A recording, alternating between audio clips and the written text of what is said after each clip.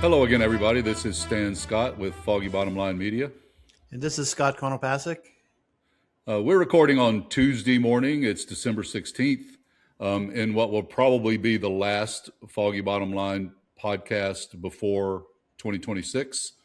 So we'll talk a little bit about a couple of things today.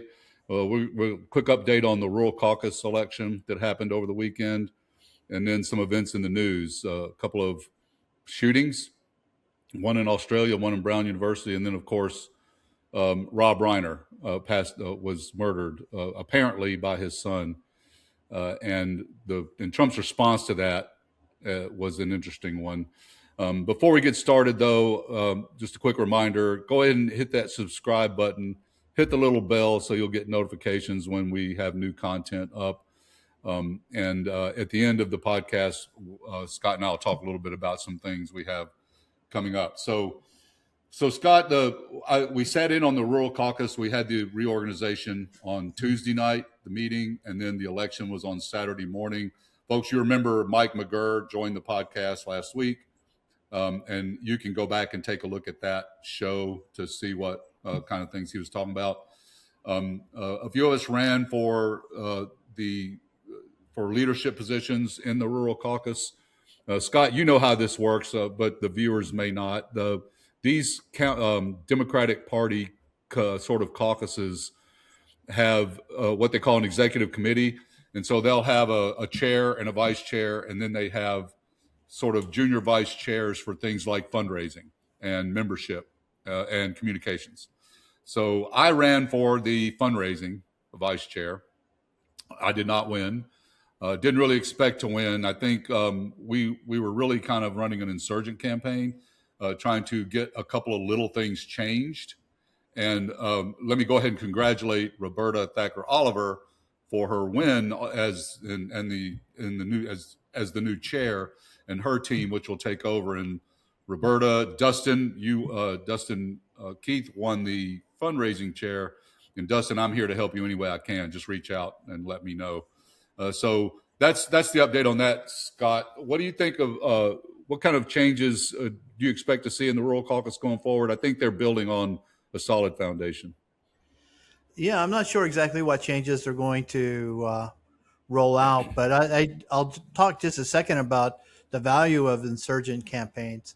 They're seldom successful in wresting control of an organization away from those currently in power. But they represent what democracy is.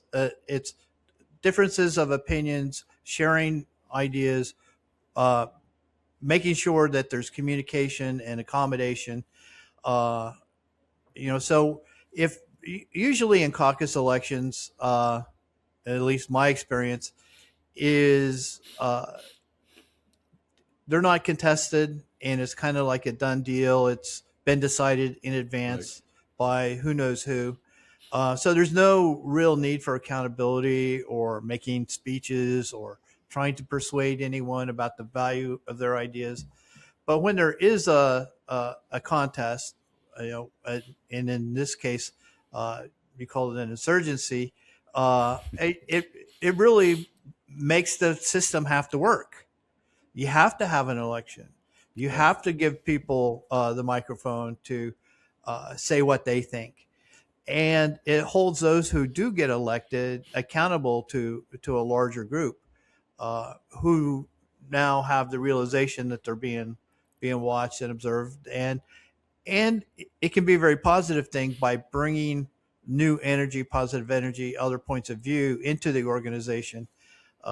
Because when my experience also is that when there's not meaningful elections or contests, that the leaders get complacent, and it just becomes an issue of maintaining the status quo. So insurgent campaigns, I think by definition, are democratic and a positive thing. Anyway, that's my take on the overall thing. In terms of the Rural Caucus, I think, and what it might accomplish in the future, really the last areas in Virginia that haven't started turning blue are the rural areas. And if the Democrats ever want to have a supermajority or increase their majority, they need to appeal to those voters. And the Rural Caucus is ideally placed to be able to make being a Democrat in rural Virginia a safe thing and a cool thing. So hopefully, Right. having all this excitement around their reorganization and election will translate into some political changes. But once again, folks, if you'd like to see what Mike McGurr's sort of criticisms were, and just so everyone knows, we reached out to Roberta Thacker Oliver and offered her a chance to come on the show, and not so much in rebuttal, but to give her a chance to speak. She did not respond, but if you want to see what Mike had to say, and I think the key things he was criticizing was basically the fundraising methodology, which is one of the reasons I ran for that spot. And the fact that they charge candidates to attend the rural retreat. I think some changes can be made there, but it's important to point out, like you say, Scott, these rural areas are the last to start switching from red to purple to blue. And one of the reasons there is there's just not been very many Democrats in these spaces. And one of the things that creates, the problem that creates, is there are so few people who actually want to do the kind of work to organize Democrats in these areas. There's not very many of them. So they don't often have someone else come online and say, hey, maybe we should do it this way. And so, like you say, I think it's good. It's democratic. It gives people a chance to give voice to their concerns. And then it kind of creates an accountability system for the folks that are in office and have to manage it. It also brings some new blood, because now you've got some folks in the Rural Caucus who were not there last year. My understanding is that this whole rigmarole sort of almost doubled the size of the membership. So a lot of people applied for membership. And I don't know how many of them did that because of this sort of challenge, but it did grow the membership. So there's a lot of members in the Rural Caucus now. We can expect to see Roberta and her team do some great work. And I know Mike and I and the others on his team will be there to support them all the way, to hopefully bring some fresh ideas and some more assistance in organizing this. So that we just wanted to give a quick update on that, since we had Mike on the show, in case any of you were wondering. And I'll put the link to the Rural Caucus up. If any of you are listening and you'd like to join, it's not too late. You can join anytime during the 2-year cycle. And the dues are voluntary. So if you can pay the $20 dues, that's great. If you can't, if you don't have the money, that's okay too. You can still join and assist with that process. So switch gears a little bit, and we're going to talk about some sad news now, starting with the very sad passing of Rob Reiner and his wife, Michele. Those of you who grew up in the time when Scott and I did may have remembered seeing Mr. Reiner play Meathead on the Archie Bunker show. He is my favorite guy, and Archie Bunker reminded me of my grandfather. So I really related to Meathead. And those of you who don't know, Archie Bunker was a TV character. Carol O'Connor, right? Carol O'Connor, yeah. Carol O'Connor and his wife Edith. Classic sort of suburban New York, I think they were, or maybe New Jersey. And they were where they lived. In the city, I think Long Island, I think. Yeah, it's a sitcom, and the basic tension in the show is that Archie Bunker is basically this old school blue collar worker type guy who's borderline racist, and you can kind of tell that his heart is sort of in the right place, but he says some things that are really, really cringe today. If you heard him say it today, they were cringe back. They were cringe back then. Yeah, they were cringe back then. And Meathead was the son-in-law who was a big liberal, almost kind of a hippie. So you had a lot of good comedic tension between these two characters as they kind of went back and forth, right? About vegetarianism, and it was kind of an issues of the day thing. And in some sense, I don't know, tell me what you think on this, Scott, but in some sense, it was kind of a, you know, in the 70s, it was kind of a, you know, the younger generation going up against the older generation Right, and right, watching them have that discussion, right? right. So it was the early 70s, about the time that the 27th Amendment was passed, giving younger people the right to vote. Nixon Right. was running for his second term. It was before Watergate got exposed. It's right after Kent State and the Yep. shooting. The war is going on. There's all these counterculture protests and things going on, which are all the central, sort of the central theme. Yeah. Yeah, so it's really, it was really in the moment, and really reflected stereotypes, caricatures of the division that was in the Right. country. Yeah, and a lot of people don't realize it, but when we talk about the '60s, you know, the protest, '60s protests, and all that, that really was more like 1966 to 1975, right? So this was kind of at the height of those campus sit-ins and all that stuff, trying to bring the Right. Vietnam War to an end. But and this is a sad story. You know, Reiner was a great director. He was involved in all kinds of movies. A Few Good Men, When Harry Met Sally. He was key to Happy Days. He made Henry Winkler, the guy that played Fonzie, a star, and just a great person. He was a huge liberal. Worked a lot for liberal causes. Very heavily critical of Donald Trump. And I guess, Scott, that might be what triggered Donald Trump's Truth Social post when Mr. Reiner was killed. You know, and he was killed by his own son, allegedly.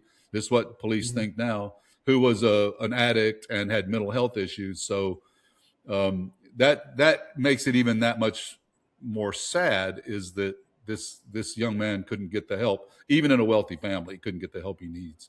So, Right. but what did you think of Donald Trump and the Republican reaction to it? Well, but first of all, we should probably talk about what Trump's response was, and just to kind of set the context. Uh, you know, I don't know. You're on True Social. Do you have his the president's post? Well, interestingly, yes, I do have it, and I had it pulled up. But when I tried to look at it right now, that's why you see me looking to the side here. Uh, Suddenly, it says something isn't right. No truths to show. So oh, I don't know if the swamp, if one of Trump's swamp creatures cut me out of True Social right when I was about to talk about his post. yeah, man. But Well, I that's have a very interesting. synopsis here Yeah. from another website. So he starts out the way that you might normally acknowledge the tragic death of someone who is a public figure. But then uh, he says he was killed due to the anger he caused through others through his massive, unyielding, and incurable affliction with a mind crippling disease known as Trump derangement syndrome, sometimes referred to as TDS. He was known to have driven people crazy, blah, blah, blah, blah, blah. So, anyway, he turns this, what could be what a normal person would do, is to acknowledge the tragic passing of a public figure. He turns it into a personal attack against someone who just died. And I couldn't help but think of, you know, what happened when Charlie Kirk was killed. Oh, right. And Trump's response to that, completely different. And MAGA world's response to anyone who had anything critical or even neutral to say about Charlie Kirk. As you may recall, people lost their jobs for their posts. I posted just a very general, appropriate, there is no place for violence in our political thing. But I didn't laud Charlie Kirk, and I was excoriated by a number of people for not for not actively supporting Charlie Kirk and his ideas. Yeah. So now, I guess Republicans are very familiar with hypocrisy, and it doesn't really bother them like it No bothers most shame. They have people. no shame. Yeah. But the hypocrisy here is it is just insane. And this is the president of the United States, a leader, someone that looks up to, who has a responsibility in the role that he plays. And here he is being childish, petulant, almost drunken, uh, like a drunken sailor, responding to the death of someone uh, that meant a lot to other people. Right. Anyway, those are my thoughts. I saw several social media posts comparing the Obamas' sort of reaction to Trump's. And the Obamas was very gracious and, basically this is a great loss for American culture, American filmmaking, for the American people. Rob Reiner was, by all accounts, a very nice person, a very good person who did everything he could to help people. They disagreed politically, but you're right. I think one of the, a lot of folks called Barack Obama divisive when he was president, but this is a perfect example of how presidents need to behave to prevent that kind of divisiveness. And, you could say something like, we disagreed on policy. He supported organizations I don't believe in or agree with, but he was an asset to the American people and did great, provided a lot of great American culture and filmmaking. And this is a huge loss for the American nation, something like that, right? Right. And he Yeah, didn't do that. it took time. You saw Gavin Newsom's response. What did he do? Oh yeah, so I saw a post on X by Gavin Newsom's parody site that took a screenshot of Trump's original post and redacted out 2/3 of it. But when you read it, and I wish I had it here to share, but when you read it after it was redacted, just using Trump's words that were already in there, it was an appropriate, thoughtful kind of response. So, it's just those extra words in there that he just couldn't resist. And what's really interesting to me about this is that for the first time that I can really think of, Republicans are embarrassed. Yeah. And they're taking him to task. In fact, a New Republic even points out that they're ashamed by and for the president for doing this. People shouldn't do this, and it's just wrong. And here's a quote: "This is wrong. This is something that decent human beings do not do. You must do better than this." So the National Review, William Buckley's publication, is putting down the president for his behavior here because they're embarrassed. Right. Well, I think one of the things we can expect to see, and folks, we will definitely be tracking this as it goes forward on this podcast and other Foggy Bottom Line shows. But one of the things you're seeing, the Indiana Senate refused to go along with his redistricting scheme in Indiana. And as you know, every president in the second term is a lame duck. Okay. Mm-hmm. And Trump is more of a lame duck. I mean, he's got 3 more years basically as president. And then so basically in 2 more years, he'll be in the last year and things will start to really slow down for him. But Trump is also even more of a lame duck because he's clearly beginning to lose his faculties in a way. He doesn't look like he's as strong physically as he was in 2017. He seems to be dealing with some mental issues now. He like this kind of rant is the kind of thing you might expect your Alzheimer's afflicted great grandfather to go through when they start getting older. Not saying that's happening to Donald Trump, but it appears that way. And I think you're starting to see Republicans think about what they're going to do after Trump. What does the after Trump Republican Party look like? Who is going to take over? Is it going to be J.D. Vance? Is it going to be Marjorie Taylor Greene?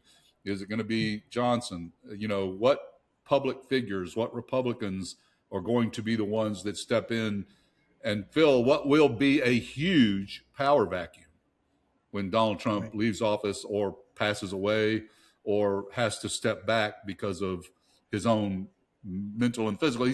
The man's in his 80s. And, that's one thing we know is that things can go quickly once you get to be that age. So I don't know, any other thought? I mean, the interesting thing here is that Republicans are pushing back on him. They're pushing back on his behavior now, and they're starting to say, no, we're not going to do that. So that's a key change from. Yeah, it is. And it's overdue. And hopefully it's not short-lived. Because Trump's response to everything is to lash out and to make threats and take vengeance. He's already threatened the senators in Indiana with a primary, and he said, your political career is over, which is just kind of, typical Trump bluster. Unfortunately, there's plenty of people in his orbit who are willing to carry out his blustering. I understand that a couple of the senators in Indiana, the state senators, reached out to Mike Pence, who was governor of Indiana when he took over as vice president with Trump the first term, and they asked him, what should we do?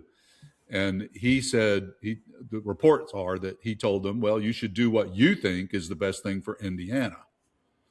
And it's very interesting to me that some subset of those guys decided that the best thing for Indiana was not to help Donald Trump ensure control of the House next year, right, after the midterms. And I think this is a moral courage question. We've talked about this before on the podcast when we talked about the laws of war and the boats bombing and those kinds of things. There's a moral courage at play here. And, I think, Scott, you and I, if I'm in a legislature and you're asking me to do something that goes against my moral values, I'm going to tell you no, whether it's good for my political career or not.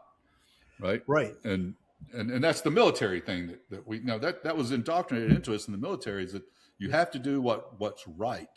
Well, it's a leadership thing. Look at Brad Raffensperger in Georgia, and him standing up to the extortion for 11,000 votes. You look at the Speaker of the House in Arizona back in 2021. Rusty is his first name. I don't remember his last name. But it was political suicide for him to stand up and push back against Giuliani and the Trump machine. But he did it because it's the right thing to do. And the same thing with those officials who are responsible for elections in Maricopa County, both the recorder and the Board of Supervisors, who did the right thing. And they were of the same party. They were all Republicans. Who were trying to do the right thing. So certainly, Mike Pence is the OG on this. Yeah, that's right.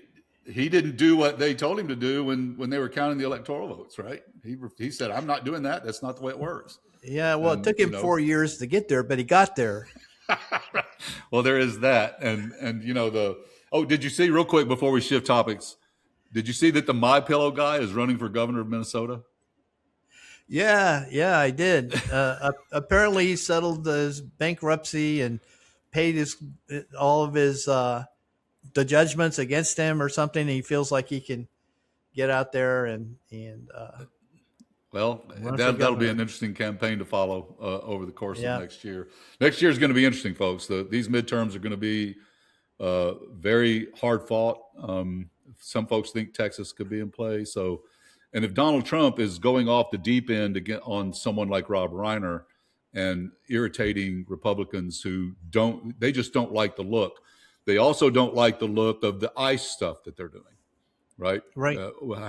Even though they support the general concept to basically deport people who should be deported, the way they're going about that, and I've said this before, is not a good look for the Republicans, especially the libertarian Republicans who are concerned about, people being able to walk around without a federal agent asking them for their papers, right? Right. So, and the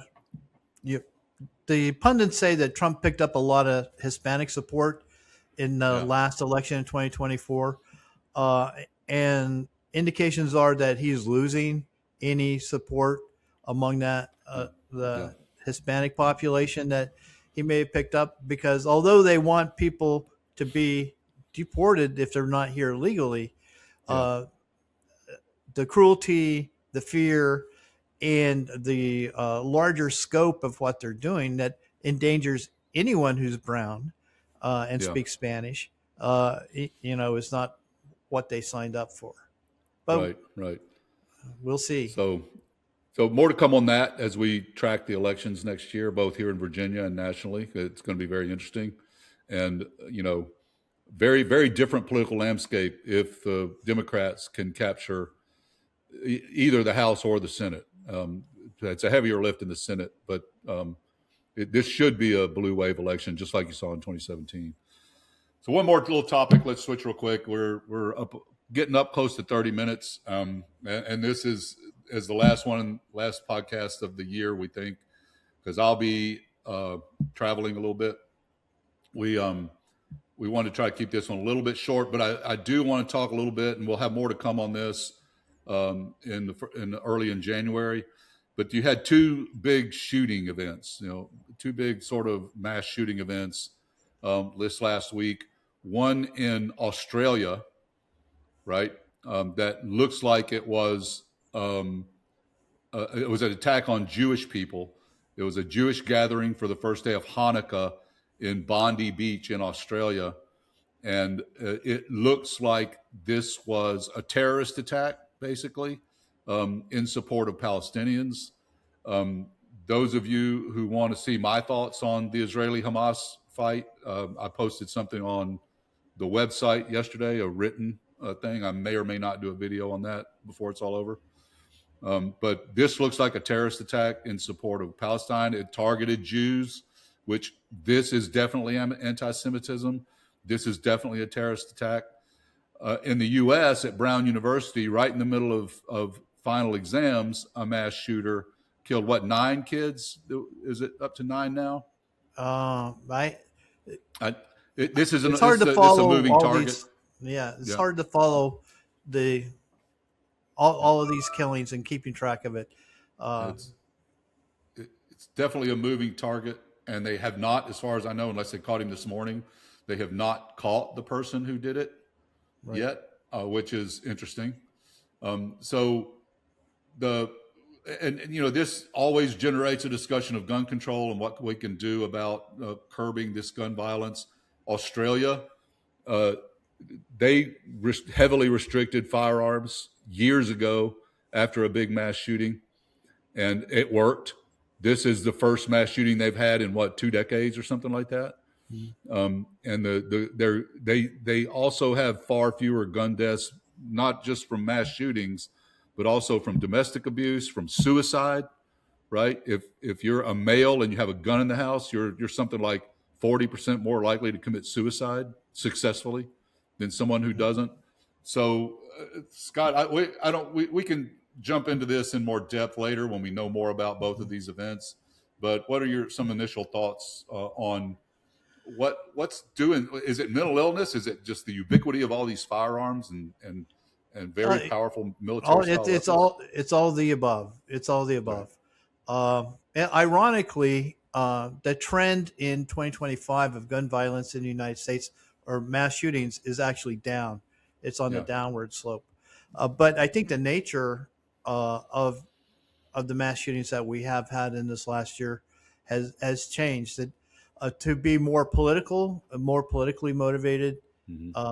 with a political agenda behind it, as opposed to just senseless, random uh, Right. killings. I think obviously Australia didn't stop uh, Yeah. this event with their gun laws. New Zealand a couple of years ago, who has similar gun laws, didn't stop the mass shooting, uh, Right. ISIS-inspired mass shooting a couple of years ago. Um, but they've reduced it because they're trying to find solutions. And what I think America's challenge is is we're not really looking for solutions, uh, either the left or the right. Yeah. Just banning all guns is not a solution. It's not a serious issue. It's It's not a never going to serious happen, solution. and shouldn't happen. And it won't happen because of the Constitution, because of the courts, because of our traditions. Banning guns is not going to solve the issue. But we're not really serious on the left or the right about how to solve the mental health issues that Right. we know have led to some of this gun violence. How to identify uh, lone wolf, politically motivated uh, Right. attacks. How to regulate the guns that are on the market in a meaningful way. Uh, so I think being serious about resolving gun violence is an appropriate topic for both the right and the left going forward. Uh, we can start by just enforcing the laws that we already have, Right. which I don't think, and it's just my opinion. I'm not sure that we even enforce the laws that we have. So we don't necessarily know if they work or not. Right. If we need more, but more is not always better. And we need to just stop wringing our hands and offering thoughts and prayers. Uh, you know, we really need to be self-reflective as a society about what is it that's causing uh, this in the United States, and how can we address those root causes. Uh, I I think that I think you're right. I agree with you. Just a huge chunk of this really is just the state of mental health care in the U.S. and the fact, Rob Reiner's son couldn't get wealthy family all the money they need, and he could not get the help he needed for some reason, or didn't take advantage of it. Um, I'm not sure what the answer is there, besides more resources and besides letting folks know that help is available, and not shaming people, especially men, who try to get help for mental health issues. mm, I remember when I was in the Army, I guess middle to late 80s, they started cracking down on alcoholism, right? Especially drinking and driving. I remember we used to joke that if in the Army in the 70s and 80s, if you had never gotten a DUI or been in a bar fight, you weren't going to make first sergeant, right? mm. And that was it wasn't like that was a requirement, but it seemed like every first sergeant had a Yeah, DUI it and a seemed bar true. fight in their Yeah, past, right? the So evidence it was seemed, there. the evidence was there, but the causal element was missing. But the jokes aside, though, one of the things they did was they destigmatized asking for help. Right? If you felt like you had an alcohol or a drug problem, you could go to the commander and say, "I'm drinking too much," or "I'm smoking weed and I don't like what it's doing to me. I don't want to get kicked out of the Army. I love the job. I want to fix this for myself." And they would be sent to given the help they need, right? Whether it was Right. a live-in rehab or whatever it was. The Army also did that for mental health issues, right? I get angry at my wife all the time, at my kids. I'm afraid I'm going to shake one of them and hurt them. No. Help me. And they destigmatized that, and men, especially women too, went to get the help they needed. And we need to do that for regular people today, because the problem in my mind is that you've got someone who's suffering from depression. Maybe it's just they're being bullied at school, right? and they get angry and they want to do something. And there's a gun laying around. So the gun becomes the solution. Right. And if the gun's not laying around and not so easily available, right, then then you get angry and you get frustrated. Maybe you go get in a fight in the lunchroom at school, but you're not shooting people. And I think, I have firearms and I'm happy to register my firearms. I'm happy to follow rules about keeping them locked or keeping them in a safe. There's ways to do that and still use it for home protection. And I just don't buy the part where the Second Amendment protects all gun ownership unregulated by anyone anywhere. I just don't buy that. It doesn't, any more than the First Amendment protects my right to say certain things that would incite violence or get people hurt. Yelling fire in a crowded theater when nothing's burning is the typical example. So a lot more to come on this because, Scott and I both learned a lot about firearms in our years serving our country. And one of the things we learned is you want to be careful who you give one to. Right. Sometimes. That's one of the things I learned. So we had a kid one time, we were all out in the field, right? So brand new guy comes in.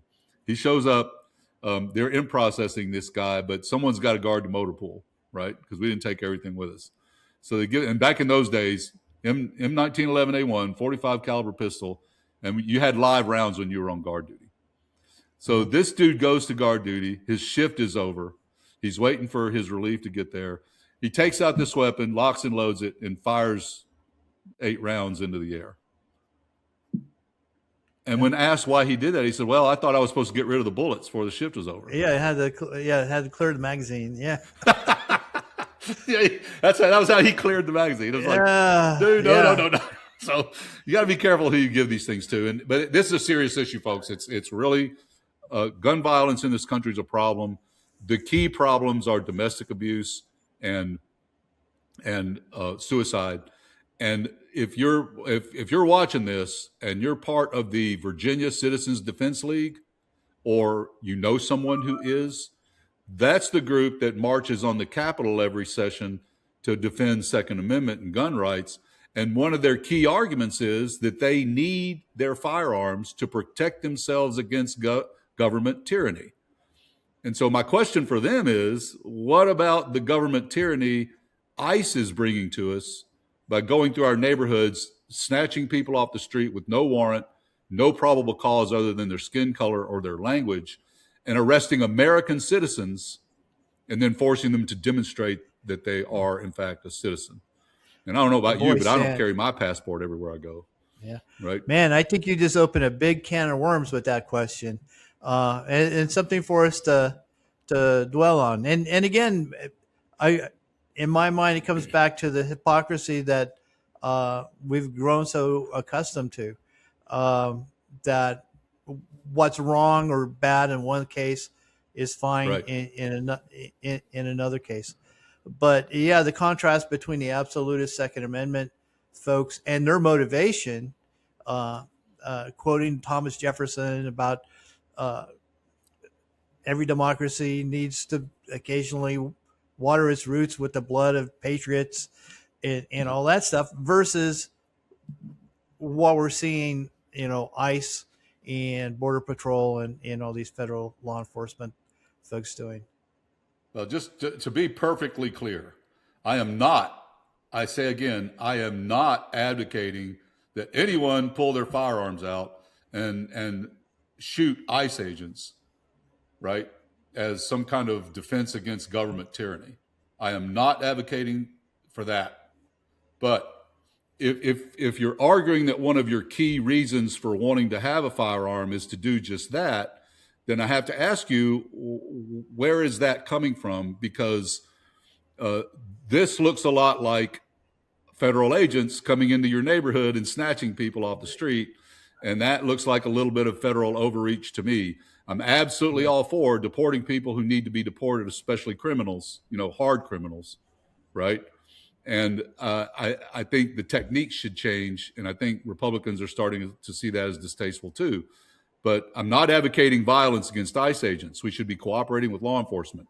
But this is a very important political question that goes to the core reasons why people in the United States think they need to be armed. Okay? If you think you need to be armed to fight government tyranny, then I'd like to ask you, what exactly do you think that government tyranny looks like? Okay? Right. And how close to that do you think these ICE agents are getting? And if they were doing something, if they were arresting people on your side, if they were arresting people you do like, would it be a bigger issue is my question. Right. Not advocating violence against ICE agents. We should block them. We should stand up to them. We should ask them what they're doing. We should demand warrants and demand accountability. But we don't need to be shooting at law enforcement agents. That's not the right answer. So anyway. Well, that's a happy note right before the holidays, Stan. Yeah, happy holidays, everyone. Merry Christmas. Well, it's not going to be a Merry Christmas for some of these people who are seeing their families disrupted because someone doesn't like brown people. And at the end of the day, that's what we're talking about here. But I do want to say, folks, that we appreciate everyone who's listening. We appreciate the subscribers. Go hit that subscribe button. Right now, the easiest way for you to support our work is to just hit that subscribe button on YouTube. You can give us a like on TikTok or Instagram when we show up. You can give us a like on YouTube or on Facebook. Comment, share this stuff if you think it's worth it. Let your peeps know that this is out there. We have a lot of good content coming for you in the new year. We're working to steadily improve the production values, to steadily create a better audio and visual experience as you're watching these.